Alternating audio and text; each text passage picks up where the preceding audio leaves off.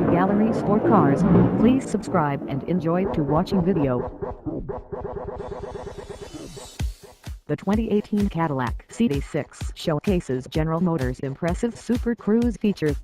It's the next milestone on the way to an autonomous future, though Graham is being conservative about promoting Super Cruise's considerable prowess. It helps the driver, Graham says. Does it work? Our editors have been testing one this week as the calendar turns and the temperatures drop in Michigan. Also, the CT6 is a really nice car. Here's what we think. Senior Editor, Green, John Belt Snyder, Super Cruise, man. On Wednesday night, I rode home in a 2018 Cadillac CT6 with Super Cruise. I say rode, but I was sitting in the driver's seat.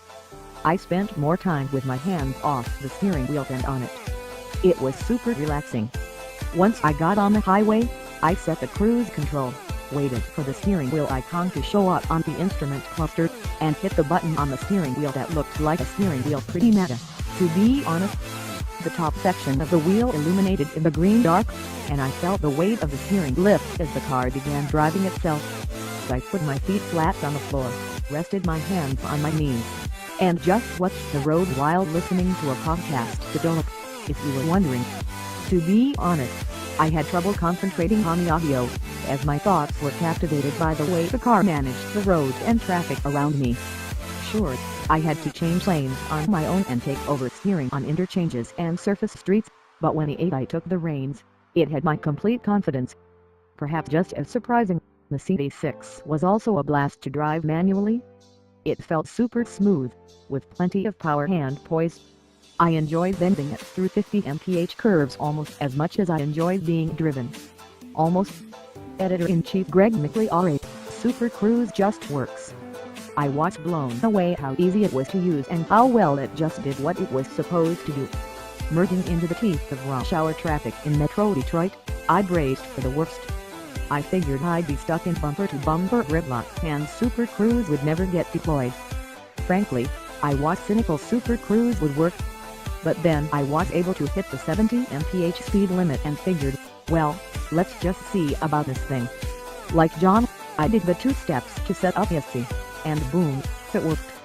It trailed the cars in front of me at a proper distance. It braked naturally to a stop and then resumed speed. It slowed down when the Jeep Grand Cherokee cut me off. It navigated the curves with no problems. I took a phone call and had a lot of confidence the car would figure out what to do while I was dabbing. Super Cruise is the right tactic for this transitory time in the industry. Cadillac isn't billing this as self-driving. Rather, it's touting the system as a higher level of cruise control, which makes total sense. That's a much smarter strategy than Tesla's for the autopilot system, which rolled out too quickly. I tested autopilot in the Model S and it was cool, but Cadillac is being a little more conservative in how it promotes Super Cruise, and that's better for consumers. Also, the CT6 is a solid car. I've been impressed with it since my first drive in Los Angeles in 2016. It's powerful, has a presence and is a fitting range topper for Cadillac's R lineup. The Q infotainment has gotten a little better, and the rest of the interior is comfortable and swanky. Overall, I like the CT6, and Super Cruise enhances the experience. Technology can be luxury, and Cadillac has it figured out. Naturally, Super Cruise tech will likely appear in other General Motors products, but the CT6 was the right place to start.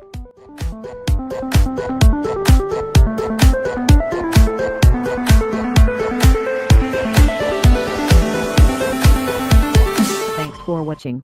Subscribe Gallery Sportcars.